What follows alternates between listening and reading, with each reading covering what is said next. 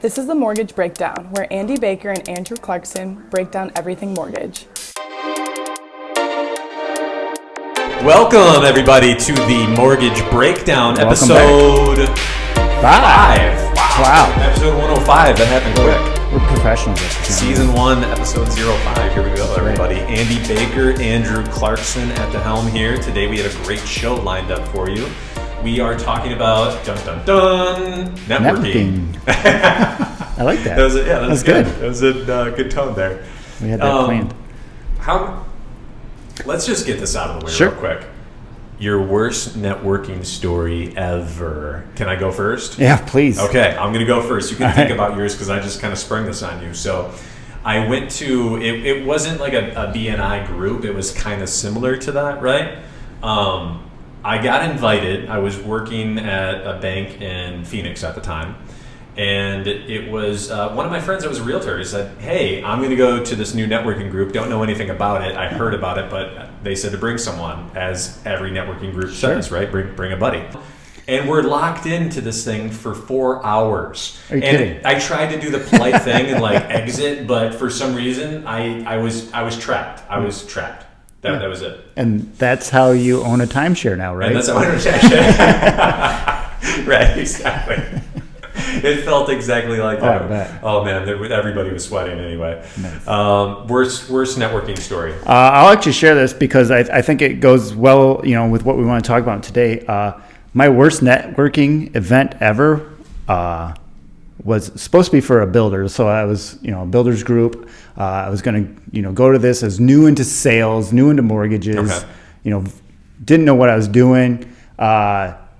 Drove around for a good 15 minutes and then decided I can't do this. And I just went home. And I'm telling you what, that's the worst thing ever because I didn't, I did exactly what we're going to talk about. It's like, I didn't get out of the house. I didn't meet new people. Right. I didn't make any connections. I got in my own mind, kind of like we were talking about in the last episode with mindset. And I said, forget it. I'm not even going to go. That's kind of like the person that's like, their thing is I want to go to the gym 3 days a week. And like they get in the car, they pack their stuff, they get to the parking lot to park their car to walk in, and they don't shut their car off and they don't go into the gym. They just leave.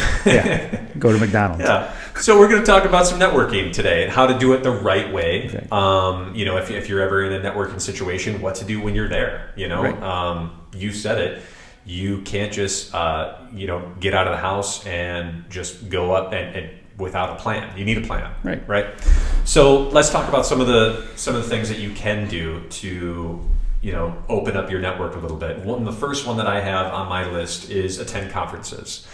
I personally love to attend conferences, but you can't be the guy that goes to the conference and just eats all the free food and drinks all the free drinks, right?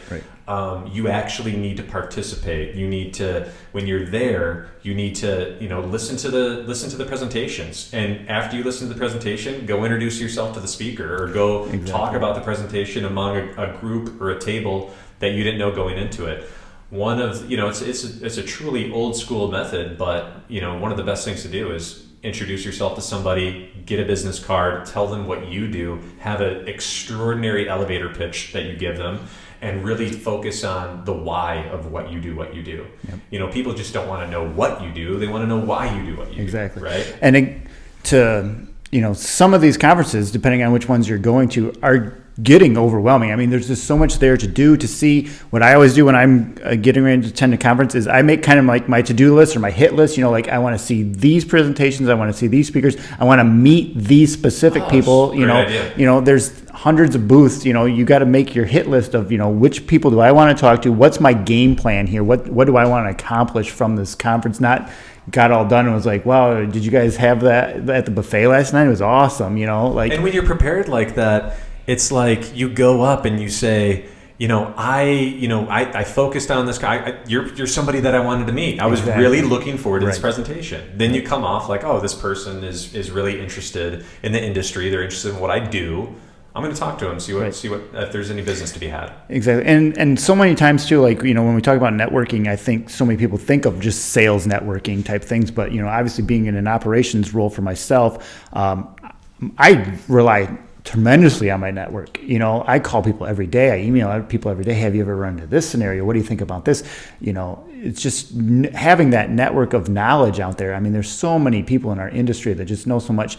And to give a plug out to the CMBs, you know, I went through that last year. That group of people that I met in my study group, I mean, A, we'll be friends for life, you know, because we all went through it together. But B, like, there's just so many different people in so many different lines of our industry that go for their CMB that, yeah, if I have a secondary marketing question, if I have a servicing question, you know, if I met someone that, you know, worked for Fannie Mae, you know, I have a direct line now into Fannie Mae that I can be like, hey, what's going on? You know, what do you think about this? You know, does this work? Just that type of networking too. You know, it's not just always about like, you know, making that referral partner, which I think a lot of it is, and it's good. Obviously, you know, sales needs that, but there's just so many more aspects to networking that I think operations people specifically don't network enough. No, you're absolutely right, and it would be so beneficial for, you know, sales does the majority of it, sure, but operations, you know, they could totally benefit from those networking events. Oh yeah, it's huge. There's aside from just, you know, knowing somebody in the industry where to go, you know, you also have that sounding board from a different perspective as well, from a different you know, source that's at a different company maybe. My next item here is social media. And Andy, LinkedIn in particular, right. We, you know, had the idea, and, you know, our reason for doing the mortgage breakdown is for content. You know, we want to provide value to mortgage originators, to operational people, you know, people that are vendors in the industry, realtors that are experiencing or hovering around this industry, right? The housing industry, the mortgage industry. And I think that one of the best ways to network is via social media. Oh yeah, definitely. I mean, and again, you know, we've talked about this before, you know, you have to have that value added type thing, you know, whether it's us posting things, but then commenting on other people's things, you know, it is good to go through and like things, you know, and have some activity there, you know, just to kind of get yourself into it. But, you know, definitely, you know, make sure that you're engaging in those conversations. You know, when you comment and someone comments back, you know, reply to them, you know, build that rapport with them type of thing, you know, use it as an actual tool rather than just, you know, I like that, I like that, I like that. Let's just put it out there right now. I mean, if you're on LinkedIn, okay, and you're scrolling through your feed and you're not liking anything, you're not commenting on anything, you're just kind of like checking it out to see what it is, that's fine if you're using it for a news source. But if you want to use LinkedIn as a networking tool, you're doing it the exactly the wrong way. You have to be like Andy said. You have to comment on videos. You have to comment on, you know, different posts. You have to make your own posts that are interesting and add value. And where do you start? You start with yourself. What is your why? Why do you do what you do? And, you know, I'll give you your first video. Here's your first video that you can do. 30 seconds, under 30 seconds or less, with your phone. Just look at it, selfie mode. Everybody knows a selfie now. And give your why of why you do what you do and post it on LinkedIn. I guarantee it will be your most liked video. Yeah. That's awesome. It is funny. A couple weeks ago, a lady, I was leaving work and she's like, hey, you're all over social media, aren't you? And I'm like, oh, I'm trying, you know, it is. And it's consistency and yeah, you don't want to be that stalker. You want to add value and then, you know, have other value that you can give back to people as well. We live in a time right now that's amazing to me because so I grew up, I was born in 83, okay? So I know what it was like to go to my grandparents' house and watch Betamax movies, okay? But I also know what it's like to, you know, be in college and text people, right? And then after college, that's when like the social media game really came into full effect. So now more than ever, you have such a device right at your fingertips where you could DM somebody, okay? And if you DM somebody, direct message them privately, and it's on LinkedIn and it's business related, give it a shot, you know? What are they going to do? Just delete your... what's the worst thing that could happen? They delete your message. Move on to the next one. Don't give up after number one, though, you know? Add value somewhere. Do something different, you know? That's good. I like it. Yeah. So next one, we mentioned this a little bit. You are super active with the Mortgage Bankers Association, the MBA.